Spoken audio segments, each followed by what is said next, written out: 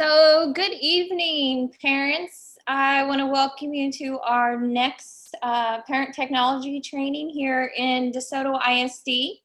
We have a new face with us joining us tonight as our moderator. We are welcoming Mr. Miller. He is another A2E2 specialist. He works in the CTE strategist position in the A2E2 department. Mr. Miller, would you like to say hello to everyone?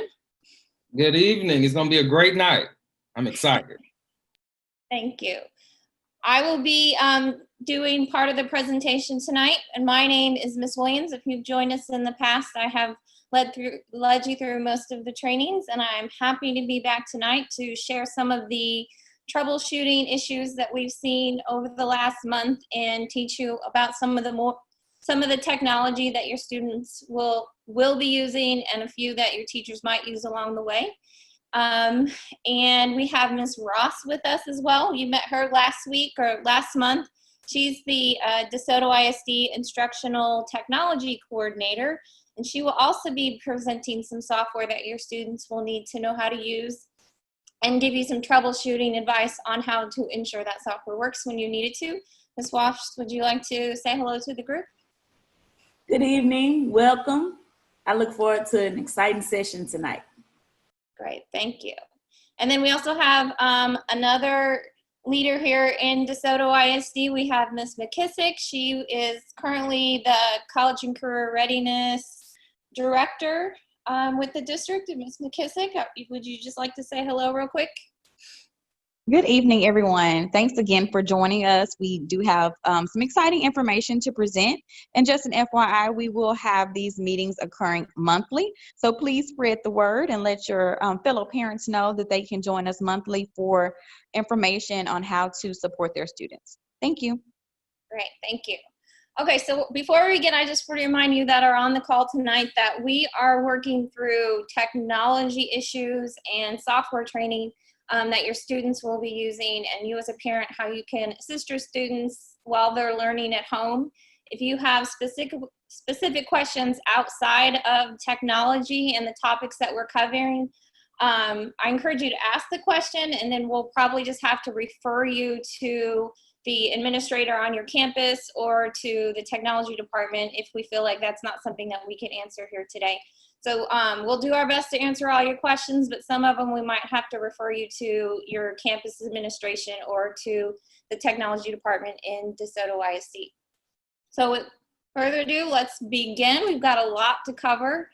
As always, we start with our objective, and the objective of our parent trainings is to provide our parents and our caregivers the tools to ensure that their students are prepared and able to participate and learn in an online environment. And I know you all have been doing this for about a month now, and there's been some ups and downs, and hopefully it's getting a little easier and your students are adjusting and kind of finding their way through this process. Our learning for tonight is first, we're going to go over a couple of troubleshooting issues that we've seen continuously through conversations and emails that we've gotten from parents. There's two major ones that I want to address tonight.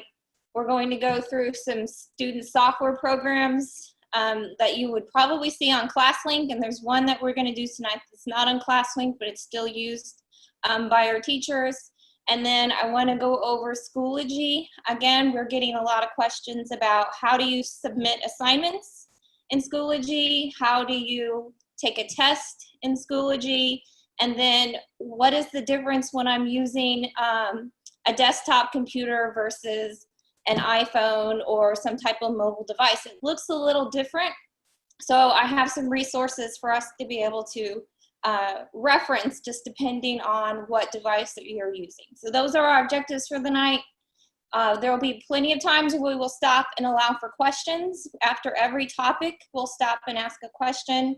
Kenny will be moderating those questions. He'll be looking at the chat rooms to ensure that everyone's questions are getting answered in order as they come in, okay? So troubleshooting your technology. One of the issues that we're finding is when you are in Schoology, your student is clicking on document that this teacher has uploaded through Google Docs, and they're not able to access it. You get an error message that says this has been restricted. Now, the best way to go about doing this in the moment when you're unable to access a Google Doc is go back to your Google browser. Some of us like to use Firefox, some of us like to use Safari. If you can, try and use Google Chrome. With that is going to be the one that we know is going to work the best for the software that DeSoto ISD is using. So if you can go to a Google browser, that would be the preferred method. If you're using the other ones, you might have a little bit different issue, but we're going to stick with Google Chrome tonight. Up in the top right-hand corner of your Google Chrome browser, you'll see where it's going to ask you to log in. Right now, if you haven't logged in, it just gives you like a general letter, I think it's a G for Google. But if you were to click on that icon up in that top right-hand corner, you're going to want to log in as the student who is trying to access that document in Schoology. So if you have 3 students and they all have different username and passwords, the one that is trying to access the document, go back to your log out of Schoology, open up your Google browser, and sign in using that student's username, email address, and password. That will help ensure that when you go back into Schoology, the browser and Schoology are talking to each other, and they're saying, they're identifying that the person's on Schoology is the person that's using this Google browser, and they'll be able to access that information that the teacher has posted. Okay, so down here at the bottom, you might take a quick note of this. Your student's email address is what you would click, and then click sign into that Google browser. It's 99% of the time, if you have a student that has a longer username or 2 last names, it changes. But for the most part, it's going to be their first name dot last name at DeSotoISD.net. Their password is their first initial, which is capitalized, their second initial, which is lowercase, their student ID number, and the exclamation point. So there's an example down here at the bottom. Capital A, capital B, whatever their number is, exclamation point. And that'll log you into the browser and help ensure that when you're trying to access information that the teacher has posted in a district-issued Google account, the student will be able to get it as well. Now, if you have more than one student, and the next student jumps on and they try to access it and it says it's restricted, you'll have to go back in and log off with the other student and then log them into this browser as well. It's a little bit of extra steps to do, but in the moment when you need to get that assignment downloaded, this is the best way to get it done, okay? So when we stop here for a question about downloading or logging into a Google browser, is there any questions so far? And you can turn on your mic and ask the question as well if you need to.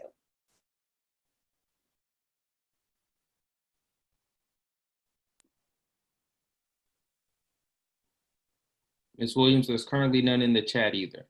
Okay, perfect, great. Okay, so the second one that we're noticing is pop-up blockers that you have set up on your laptop. Some of us are using personal devices, and pop-up blockers are going to be turned on to like the highest extent to protect your machine. So in the district ones, the pop-up blockers are already kind of set for the software that we're using, but just in case, if you're using a personal device and you're logging into some software that the student needs to do, like iStation, or Ms. Ross is going to be talking about Savvas later. And what happens is you get your initial login screen, and when the student logs in, another site pops up that's holding all the student information and holding the resources that they need, and your computer thinks of it as like a pop-up. And because it's a pop-up and your computer's set up to say no pop-ups, I'm protecting at all costs. So how you can get around the pop-ups without, reducing the security that you have on your machine, you can go into your pop-up blocker and set it up to allow specific sites. So I'm going to release this here, and I'm going to actually go to my Google Chrome here and just demo real quick how you can allow certain sites to pop up without the pop-up blocker stopping it. So in the right-hand corner, all the way up in the top, you're going to see 3 dots. And you're going to go to Settings. Now, under Settings, you can just type up here in the top, pop-up blockers, or if you go to Site Settings, you'll see in parentheses here, pop-ups. And then you will scroll down, and you'll find pop-ups and redirects. From here, you're going to be able to do 3 things. If you just want to allow all pop-ups to come up on your machine, you can just turn this on. I don't suggest doing that because that's opening it up to other things that you might not want to happen on different sites to pop up. But if you want to gamble, you can turn that on, and then you don't have to worry about pop-ups blocking your students from being able to continue their work. What I suggest you do is go in here to allow and add in the names of the software that your students are going to be using, or the software that you're noticing once you get in and you're trying to start something and nothing happens. It's probably your pop-up blocker that's keeping it from continuing going forward. So you can just go here to add, and then you would type in whatever the name of the software is that you are needing to ensure worked. So if you look here, I have Schoology on here. I have some other software that we use here for me personally to be able to send out messages to plant services and those kinds of things. I just added them here to ensure that those pop-ups will come in as I need them. So it's a very simple process. If you're noticing that your students in some software and it's stopping at a certain point, go in and check and make sure that your pop-up blocker and that you've allowed the software that the student is trying to use is added in here. And Ms. Ross, I know later, has some examples as well in her presentation for some of the software the students are going to be using. She has specific names of things that you would write in here to allow.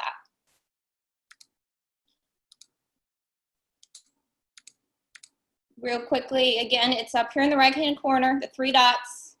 You're going to go to Settings. You're going to find Site Settings. Scroll down to Pop-ups and Redirect. Click Add, and then you can type in the names of the software that you're noticing or having problems, or the software that you know your student's going to be using to help troubleshoot ahead of time the problems that might come in.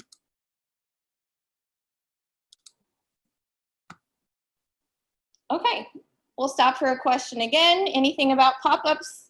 Any troubles that you're noticing with your students as they're using the software? You can try and help.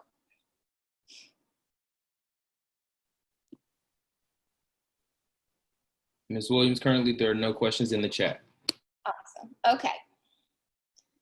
So the last thing, when you're troubleshooting with your technology, if you are using a personal mobile device like your cell phone or a tablet, you want to make sure that you have the apps on your computer. So if you're using a district-issued iPad or a district-issued mobile device, the apps are already going to be there. But it's just like any other software, like when you had to download the drivers to be able to use Zoom.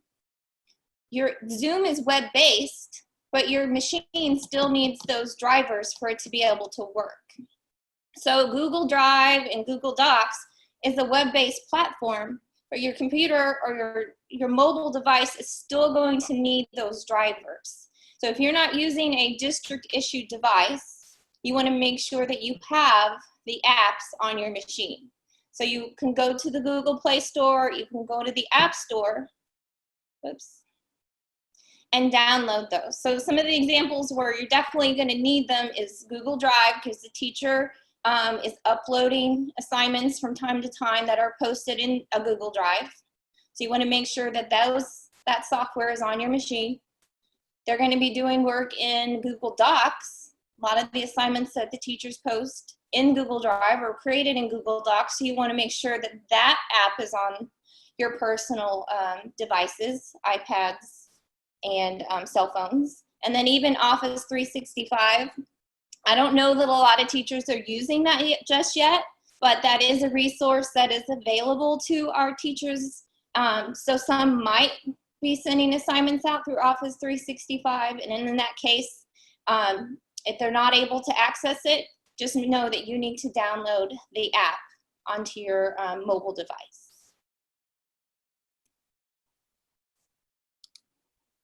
Okay, any questions?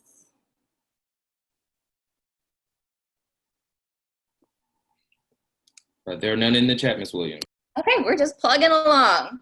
Software training, number one, and then I'm going to turn it over to Ms. Ross, and she's got a wealth of information to give you all as well about some software. So this software is vocabulary, and I know some teachers have already started to assign it to their students, and this is kindergarten through 8th grade. So if you have a high school student, you won't be, your student won't be assigned the use of this software. But if they're in kindergarten through 8th grade, just depending on the teacher, they might be assigning assignments here in vocabulary. And vocabulary is actually one of the software programs that is not on ClassLink. So you remember ClassLink from our past trainings is a single portal that allows access to many of the software programs that the district owns. Vocabulary is not on there yet. So if the teacher assigns a student something in vocabulary, you will have to actually go to the website or through the link that the teacher provides in their Schoology page. Now, like any other software program for students, there are security measures that are in place to ensure only our students are accessing it. So the teacher will have to assign a class code for them to be able to access this. The class code should be in the Schoology account. I know the teachers that have already started using it, actually, when they're in a Zoom call with their students, they walk them through together and type in this class code, and they ensure that everybody gets on. But if you're having to do this on your own and your student has never logged in before, check the Schoology page where they assigned it for the class code for them to be able to access the information. Let me jump off of here, and I'm going to go to vocabulary.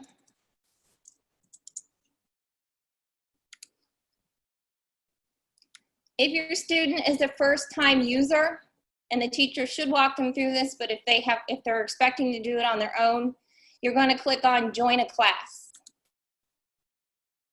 And then from here is where you put in the class code. It'll ask you if you're new or if you already have an account. 99% of the time they're going to be new. And then you're going to create your username and password with your student's district username and password. And this is why the teacher usually walks the kids through it as well, to help them remember what their usernames and passwords are, so they're not putting in their personal email addresses and then it just gets hard to manage. So the teacher will most likely walk them through, okay? After that first time that they've joined the class, you just go to log in, and then you're going to type in that username and password that they use, their district username and password that they created with their teacher, and log in. And now we're ready to go. It's going to show you in 2 different places where your student has assignments given. Here on the right side, it says you have 2 assignments. There's one on the 50 states and capitals and adaptation. It's in order of due date. These are actually both due on the same day, and then you can click to begin.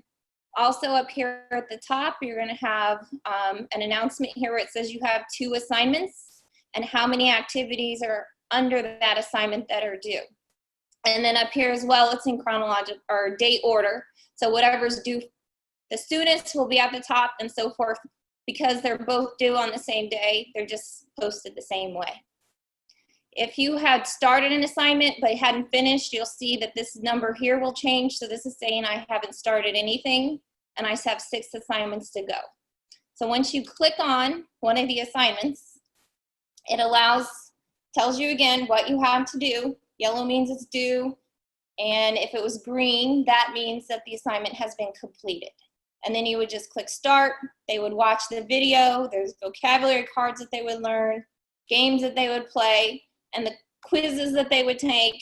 And the really cool part about this software is at the end, there's a lyric lab where the vocabulary words that they've learned, they can mash the words up and create like a rap song or like a more mellow like symphony. Whatever the student is feeling or whatever their genre is, they're able to create these little music videos that help them remember the vocabulary words that they've been working on. So this is a really fun one. If your kid really likes music, this is a great way to incorporate music and help them learn the vocabulary. Now back under lessons, if you have already logged in for the first time, your teacher has put them in a class, you can do any of these assignments without the teacher assigning into them. So if your student, just really likes this, or you're looking for something for them to do as reinforcement because they finished all of their work and you just need them to study for a little bit, you can put them in vocabulary and they can go through and click on one of these assignments and they can do it without the teacher assigning it to them. Now, if somewhere down the road the teacher assigns it to them, they'll have to redo it. It won't say that they've already completed the assignment. They'll have to redo it. But they can do it for fun and then redo it again. It makes it that much easier. But once the student's in, they'll do the assignments that the teacher gives them, or they can just play around on their own. Okay. So are there any questions about how a student logs into vocabulary, or how they navigate around, or how they complete assignments?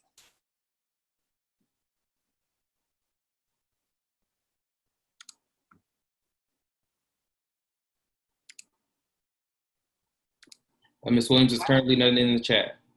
Perfect. We have the best people here today. They're getting all of it.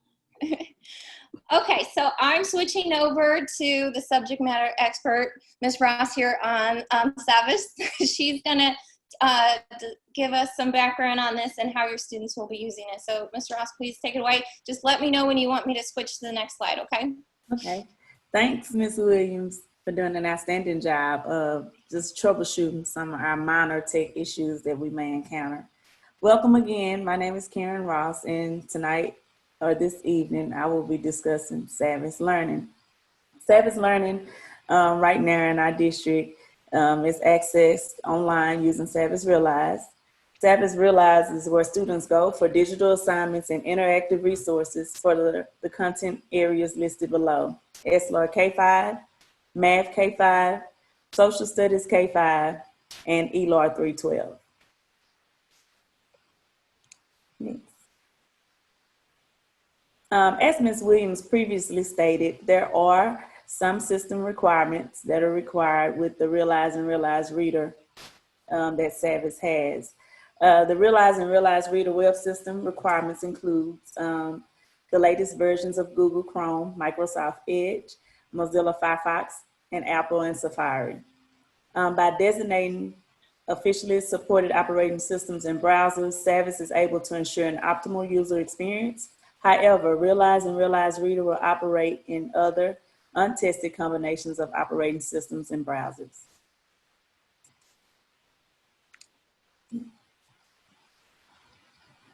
Some other system requirements, always make sure you're using the normal browsing mode in a Firefox browser, because of the private incognito browsing mode is not really supported. For all other browsers, the private incognito browsing mode is not recommended. Also remember that you must have the latest version of the Adobe Reader, and Microsoft Excel or other spreadsheet software is required for the teacher and administrator accounts, which means teachers may have the latest version of Adobe Reader, but if you have not updated to that latest version, it may cause some issues with accessing students' assignments.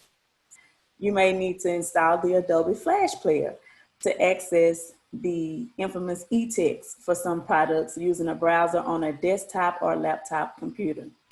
The Flash Player can be downloaded, but if you're accessing these products on an iPad or an Android tablet, you should download the Savvas e-text for schools app from the online store. Let me just stop right there because I realize a lot of scholars in our district currently use the iPads. This last bullet is crucial for trying to access the e-text. Now, we have been working diligently with our teachers and our systems to ensure that they are assigning on the regular side of Savvas, and I'll get to that a little bit later. Here are a few additional recommendations that we also, recommend. Miss, you got it? Is this the right one? We on additional recommendations. Yes. Here are some additional recommendations. Ms. Williams did an excellent job explaining earlier about how to configure our pop-up blockers. So what we have listed here are the URLs that you may want to configure in your pop-up blockers screen. So learningservicestechnology.com, savvas.com, savvasrealize.com, savvaseasybridge.com, and mysavvastraining.com. This should be in the list of allowed sites. Disabling pop-up blockers is not recommended. So what we try to encourage our users to do, instead of just disabling all pop-up blockers, we ask that you configure your pop-up blockers to include these URLs. You also want to remember to enable your JavaScript and cookies. Ms. Ross, we have one person had their hand. Okay. If the person had their hand, would like to speak. Yes, it's good evening. It's Ms. Gibbs, third grade Woodridge. Can you do me a favor? Can you go back to the pop-up blocker page and let it sit there for a second? Because this is one of the ones that I am having an issue with is on Savvy. If you can hold it right there, and I'm gonna take a picture of this screen because this is the screen that we're having tremendous difficulties with. Hold 1 second. Okay. That way I don't hold you up. Oh, no, you're good. Okay, Ms. Williams and Ms. Ross. All right, and this presentation will also be available online via our Anytime, Anywhere Learning website.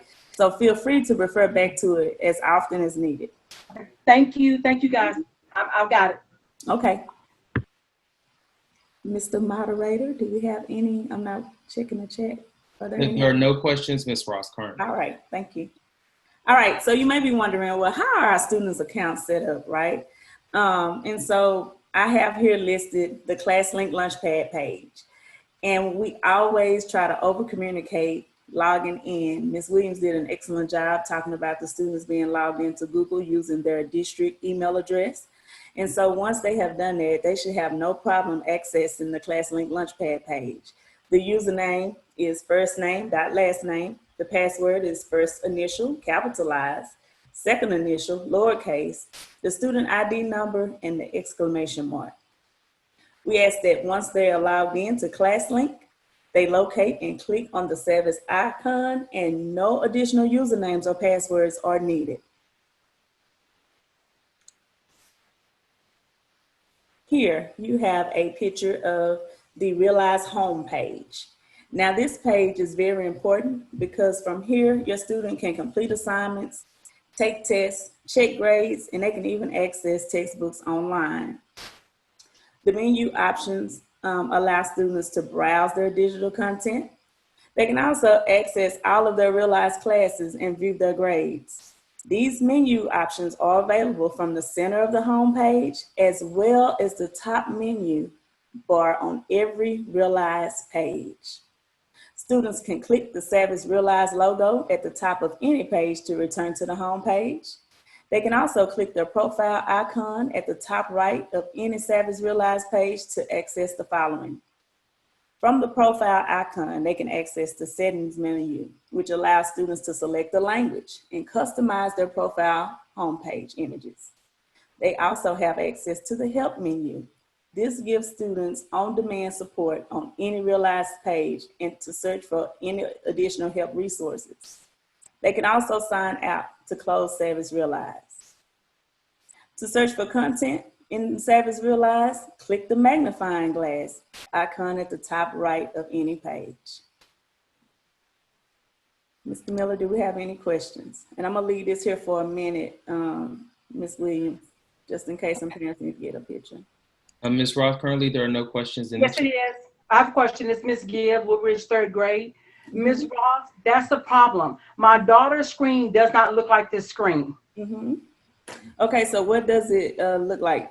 Because some From my understanding, she's assigned to a lower grade, but when I log in her Savvy, it looks nothing like this screen. Okay, so if what grade is she in, if you don't mind me asking? She's in third grade. So the teacher may have customized it because they can change the themes. So I would really check with the teacher to see what settings she has enabled.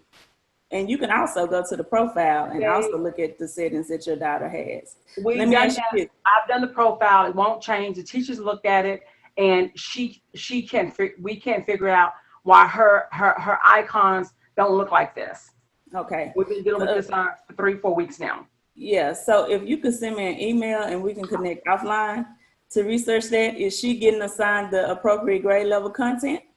That's something else. When you log into her, although it's a different look, you have to make sure her blocks say third and second grade. So I have to make sure that we click on one that says third grade, and third grade is a green book, if I'm correct. But again, so I'll email you her first and last name as well. Yes. But her screen looks totally nothing like this screen. Right. And so let me just say this, and I'm glad you brought this up. The information is synced according to our Active Directory here in the district. So the information in our Active Directory is synced and perfectly aligned with what's in Teams. And so what that would require me to do is to go back and look and see how they have her coded in Teams, because that may be affecting the content that she's able to see. As well as I will get with the teacher and see what content she has assigned to your student. And then we can move from there. But yes, definitely email me. And if you can, I love screenshots. Email me a screenshot of that page. Don't worry. Don't worry. I got you. All right. Thank you. No, thank you. Any other questions? All right. All right. So let's take a closer look at classes and assignments. To view classes and assignments, you simply click on the orange classes button on the Savvas Realize homepage, or remember the top menu bar also has the classes icon. If your student only has one class in Realize, clicking on classes will launch their assignments view. If your student has more than one class in Realize, they can select from the My Classes list to view their assignments. And here on the right side of the screen, we kind of show you what that looks like. All right. Viewing assignments. From a class assignments view, students can use the 3 header tabs to toggle between assignments that are not started, in progress, and completed. This is very important. And I say that because a lot of times parents encounter issues and they're like, oh, well, you know, they completed it. You have an opportunity here to see if it was actually completed or if it was in progress. The header tab displays the number of assignments in each status. Click due date to sort assignments by due date, or click an assignment to open it and begin or continue working. If e-text or tools are available for your student's program, links to these resources will be displayed on the right side of the assignments view. Let me pause here and say this. We have been diligently working with our teachers to get them to assign on the traditional side of Savvas. One being the issues that we're encountering with iPads and the e-text with the Realize Reader. So if you can look on that left side and see that assignment, we prefer you try there first. Teachers were recently trained or provided a refresher on how to assign. And so we're really encouraging teachers to assign on the traditional side of Savvas opposed to using the e-text.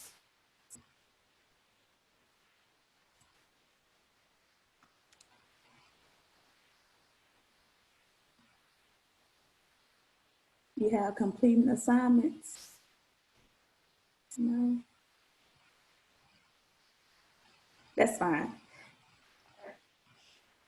So I'll just talk a little bit about completing assignments. After opening an assignment, students can click on assigned work to read, review, or complete it.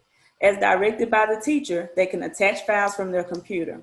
Google Drive. Well, in order for the Google Drive to work, that means the student has to be logged in appropriately on the device they are using. Or they can also use Microsoft OneDrive. If they have comments or questions, they can post comments to the teacher or respond to the teacher's comments. To complete an assignment, they must use tools and navigation arrows provided with the activity.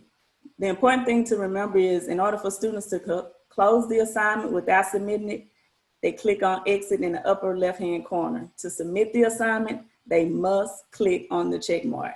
I'm going to say that again. To submit the assignment, they must click on the check mark. That way the teacher can receive it and see that the student has completed it. Otherwise, it will remain in the in progress bucket. The check mark is located in the upper right-hand corner. Once they do that, they can click turn it in. All right, so moving to grades and teacher feedback. To view your students' grades and feedback, you can simply click on the blue grades button on the Savvas Realize homepage, or click on grades in the top menu bar from any page. If your student has multiple classes in Realize, select the class for which you like to view grades and feedback. It is crucial that you communicate with the teacher and ask, will grades be posted in Savvas? I say that because I know teachers have different methods of how they record grades. But Savvas will go ahead and grade the assignment for students. So really communicate with your child's teacher to see if they are grading in Savvas or if they're keeping them in another location. Grades and teacher feedback. From the grades view, students can use tools at the top of the page to select a date range or toggle between classes and programs. The grade summary shows test and assignment scores and your student's average grade for auto-scored work. Click on a bar to view specific information about your student's performance on that item. Let me just say this about auto-scored work. If your student hits that check mark and hits turn it in, if the teacher has the appropriate settings applied to that assignment, it will assign an automatic grade. I say that because I know we've encountered issues where students are saying, well, I turn it in, and it's still in the in progress bucket. Or they're saying, I turn it in and my child received a 0, right?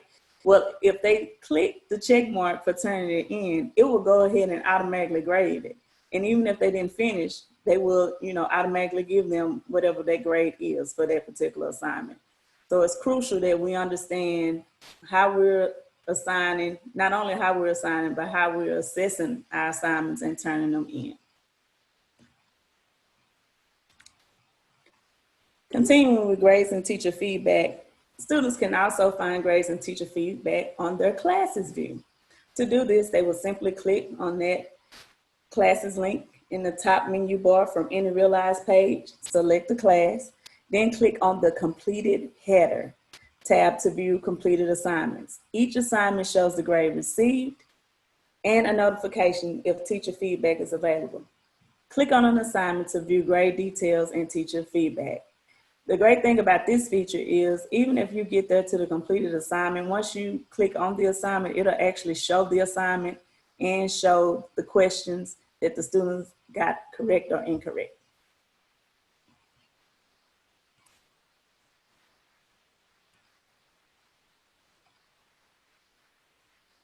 And this concludes my presentation. Do we have any questions?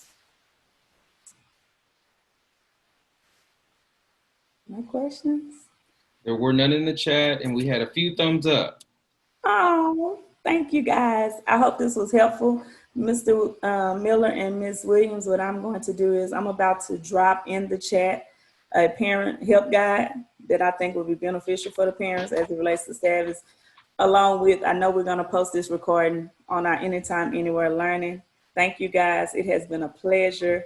I look forward to working with you guys this year. Thank you. Thank you, Ms. Ross. Ms. Gibbs, I'll shoot you an email. Thank you for explaining that to me. I appreciate it. No problem. Thank you for being You're here. welcome. Thank you.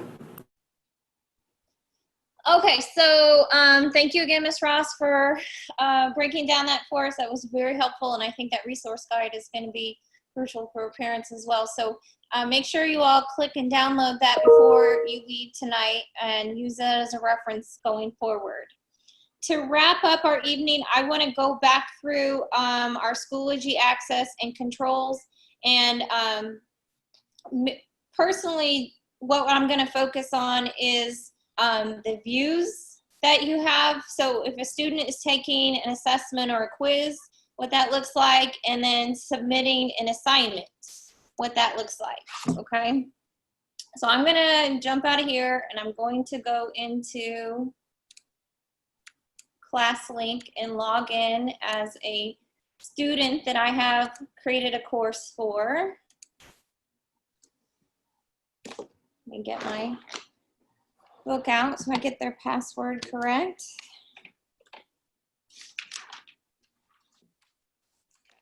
So as a student, remember, anytime that you're accessing the software, for 99% of the time, you're going to go through ClassLink, and then you can click in as a single user sign in.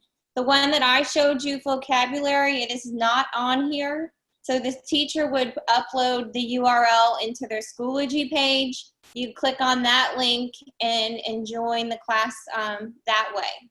But Schoology's here, so I'm going to go to Schoology and log in as a student that I assigned to my class.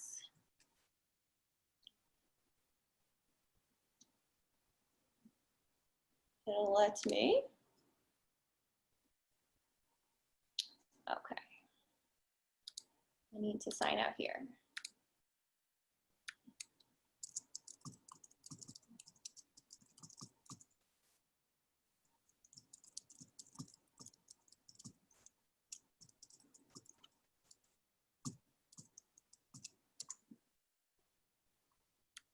Oops.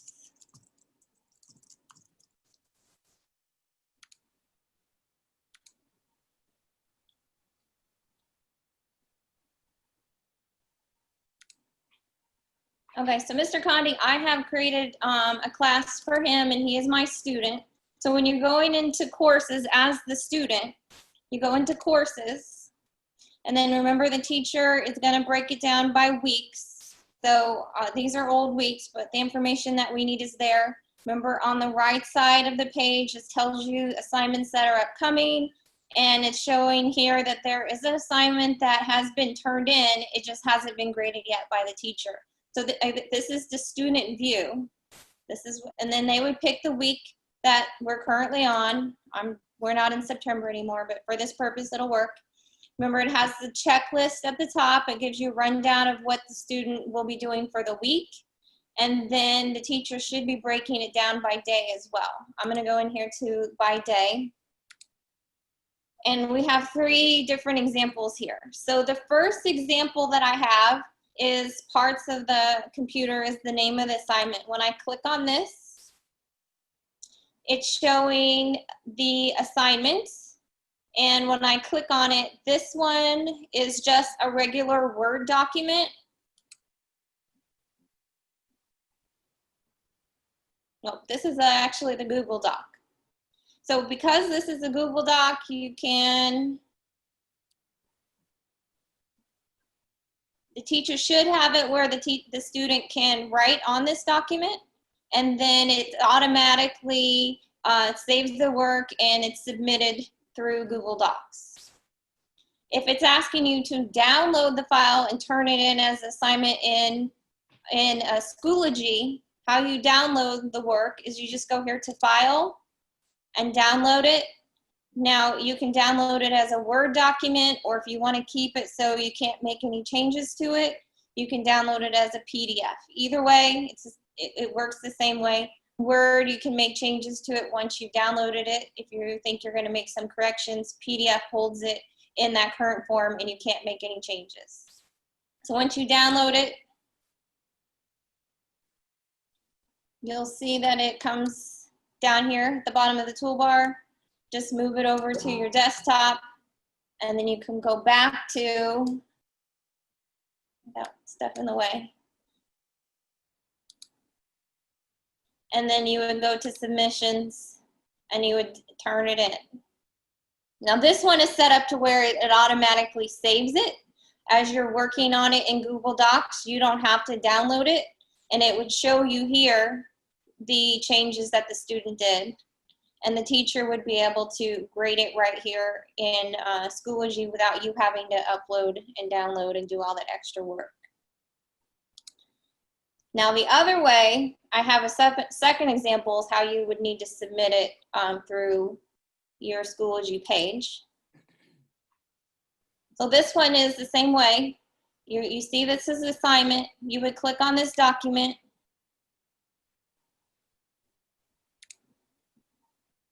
It'll open. There we go. Oh, okay, it's in the way. It comes down here at the bottom of the page. You click on it. It would open Word. You would need to do the assignment.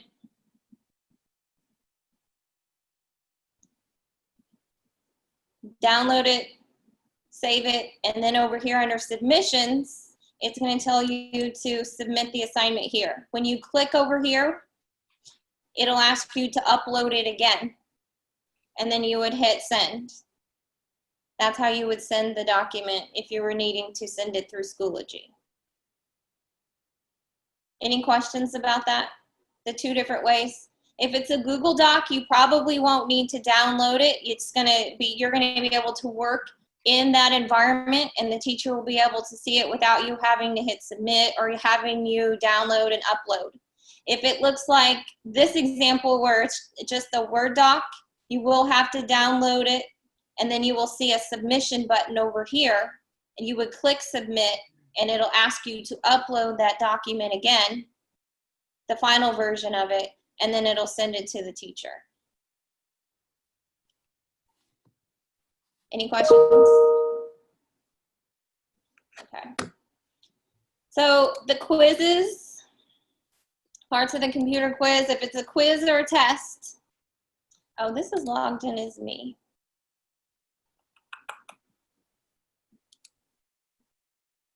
Okay, if it's a quiz or a test, when you click on this, it's a very simple process, and I'm sorry I can't show it to you.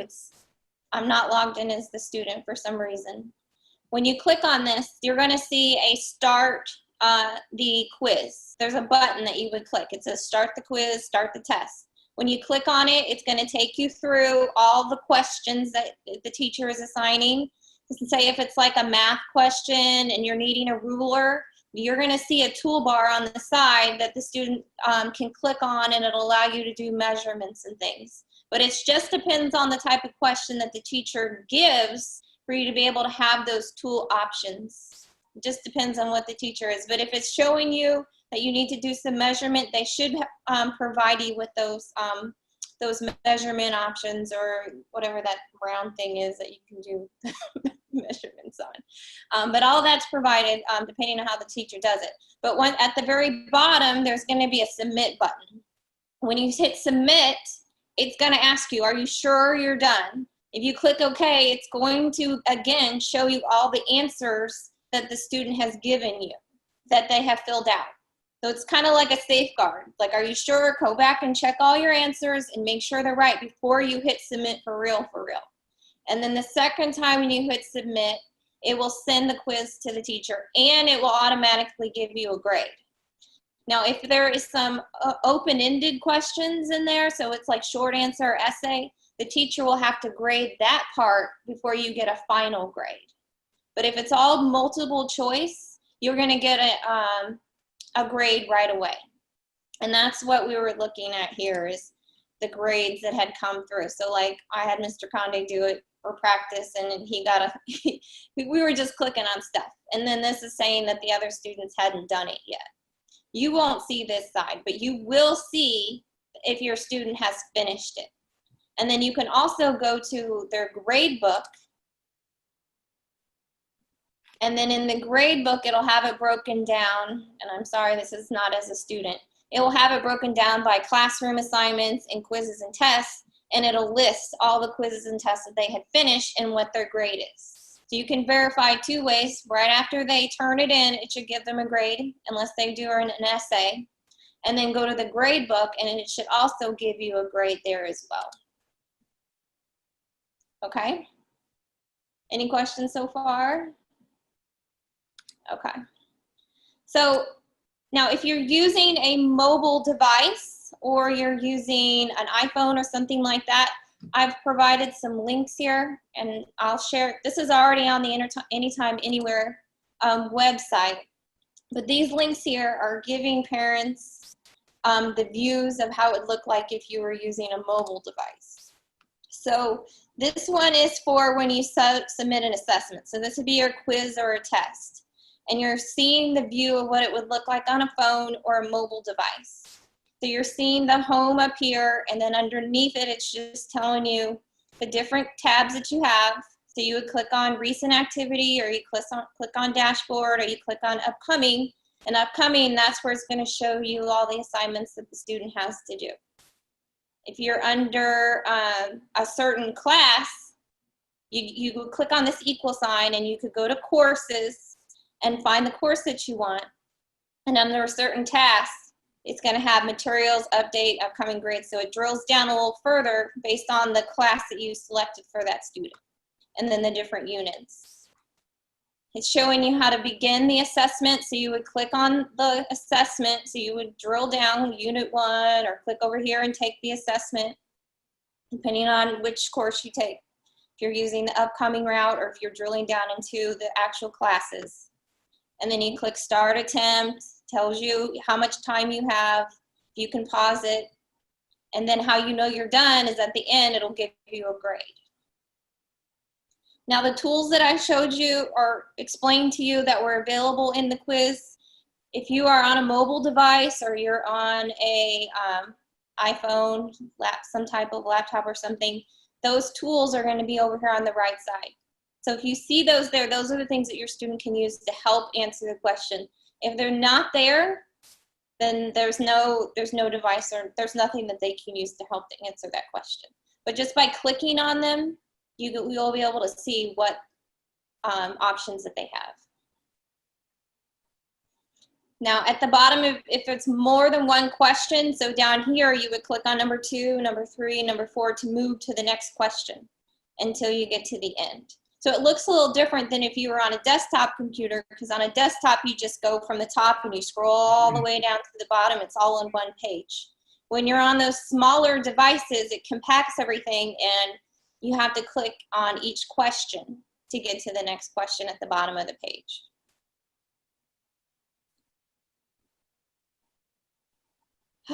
So if you're on a really small, like cell phone or something, these options here, you might not see it just because they need to be able to see the question. And you would use this little equal sign, and you click on that, and then you'd be able to see what options that you have to be able to use to answer the question. So you're seeing it's you click equal, and then you have accessibility, you have the protractor, that's what I was looking at before, moving to the next question, flags for review, all of that's there. If you need to take notes. And then when you submit, it reminds you, oh, you flagged question number 2, go back and check it. If you're good, you just hit finish. And then it'll show you how your student did. Now the view is a little different when you're on those little mobile devices, and that's what this card is doing. It is showing you the steps to ensure that your student is getting the most out of that quiz, how you access the instructional aids that they have, the protractor, how to flag stuff, all of that information is here. Okay? And so the other one is the same way. So when you're on a mobile device and you need to submit an assignment,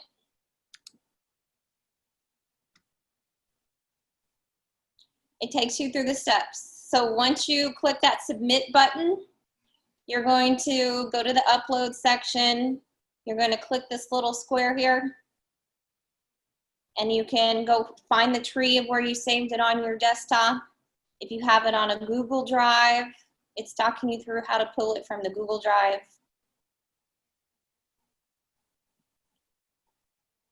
And then if you scroll all the way to the bottom here, most of us are using Androids of some sort. These would be the steps that you would take to turn in an assignment using a cell phone or a smaller digital device, okay? So are you gonna remember all this right now? No. If you have, remember on the Anytime, Anywhere learning site, I have posted this resource, the entire PowerPoint's there. So like if you're needing to remember those Savvas URLs for your pop-up blockers, or you wanna download these two parent resources as you're transitioning between different devices, all of that's gonna be there to help you.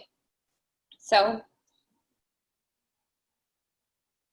I'm happy to answer any other questions with Schoology. I think by now most of us are pretty much pros. We've been doing this for a few weeks. So if you have a question, I'd be happy to answer it. Otherwise, I just wanted to highlight those two things. We had some questions about how do you do it if it's in Google Docs, or how do you do it if it's a Word document. So I wanted to highlight that.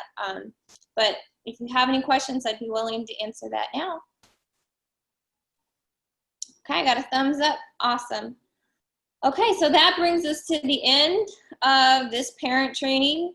We do this monthly, so we have highlighted 2 pieces of software that your students will be using this month, and then next month we're going to pick some more that are going to be in use, and we're just going to continue to work into rotation all the software that your student will be using in that time frame, and hopefully we'll be able to cover them all in a timely manner before your student uses them, and answer some of those questions before they become like, oh my gosh, it's time to get it done and I don't know what to do.